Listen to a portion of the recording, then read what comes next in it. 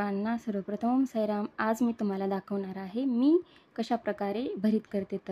तर पाहू शकता इथं अशा फोडी करून घेतल्यात आणि छान प्रकारे तेलामध्ये वाफवून घेतलेल्या आहेत. आता खाली काढून त्याला मॅश करून घेते. तर कांदा, लसूण आणि कोथिंबीर, शेंगदाण्याचं कूट असं साहित्य लागणार आहे आपल्याला.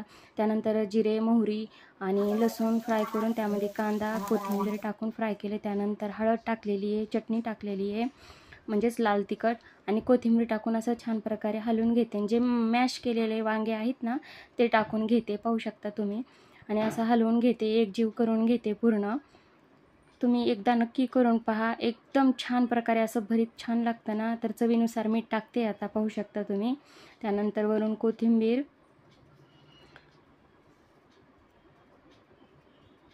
आता शेंगदाण्याचं कूट टाकलेलं आहे. हे पहा, आता एकदम आपलं छान प्रकारे असं भरीत झालेलं आहे रेडी. तर आता मी इथं देवासाठी अगोदर ताट करून घेते, तर पाहू शकता.